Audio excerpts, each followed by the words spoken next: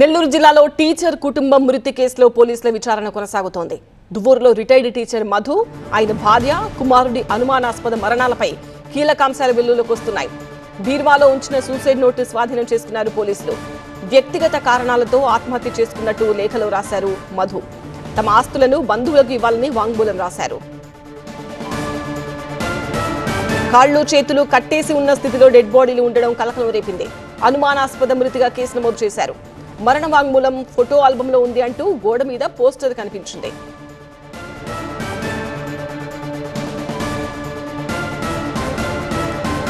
మరింత సమాచారం మా ప్రతినిధి మురళి అందిస్తారు. మురళి, నెల్లూరులో కుటుంబ మృతి కేసులో విచారణ ఎంతవరకు వచ్చింది?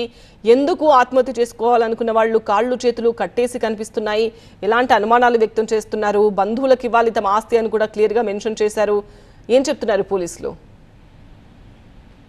గ్రామస్తులు, ఆ గ్రామంలో ఉన్నటువంటి మృతుల కుటుంబానికి సంబంధించినటువంటి బంధువులందరూ కూడా ఒకటే చెబుతున్నారు. కొంతకాలంగా వీరందరూ కూడా కొంత మానసికంగా ఇబ్బంది పడుతూ ఉన్నారు. ముఖ్యంగా కొడుకు విషయంలో కొడుకు స్థిరపడలేదు. కొడుకు భవిష్యత్తుకు సంబంధించి చాలా రోజులుగా వీళ్ళు బెంగ పెట్టుకున్నారు. సో ప్రస్తుతం ఆ మరణ వాంగ్మూలంలో ఉన్నటువంటి ఆ లేఖను, సూసైడ్ నోట్ను లేఖను పోలీసులు స్వాధీనం చేసుకుని అందులో ఉన్నటువంటి అంశాలను కూడా పరిశీలించిన తర్వాత పోలీసులు ప్రాథమికంగా ఇది ఆత్మహత్యగా నిర్ధారణకు వచ్చారు. అయితే పూర్తి స్థాయి విచారణ జరగాల్సి ఉందని కూడా పోలీసులు చెబుతున్నారు. అంటే చేతులు కట్టేసి ఉంచడం, లేక వీళ్లే రాశారా లేదంటే ఫోరెన్సిక్ పంపిన తర్వాత దానికి సంబంధించినటువంటి క్లారిటీ వచ్చిన తర్వాత ఇది పూర్తి స్థాయిలో ఆత్మహత్యని నిర్ధారించేటువంటి అవకాశం ఉంది. ప్రాథమికంగా అయితే మాత్రం పోలీసులు ఇది ఆత్మహత్యగానే భావిస్తూ ఉన్నారు.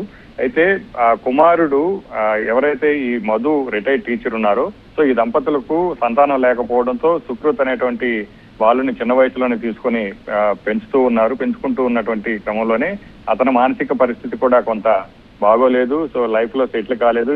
ఈ ఇబ్బందులతో అందరూ కలిసి ఆత్మహత్య చేసుకోవాలని భావించి సూసైడ్ నోట్ రాసి చనిపోయినట్టుగా పోలీసులు భావిస్తున్నారు ఆ లేఖను చూసినటువంటి ఆధారంగా.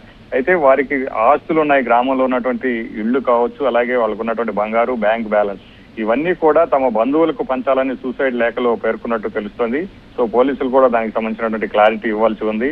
సో ఒక నివాసాన్ని రెడ్ క్రాస్ కు, అలాగే ఒక నివాసాన్ని బంధువులకు, ఉన్నటువంటి బంగారాన్ని ఎవరెవరికి ఇవ్వాలో కూడా ఆ లేఖలో స్పష్టంగా రాసినట్టు కూడా చెబుతున్నారు. సో కాబట్టి ఇది కేవలం ఆత్మహత్య మాత్రమే అన్నటువంటి ఒక అంచనాకు పోలీసులు వచ్చినట్టు తెలుస్తోంది. రైట్ మురళి.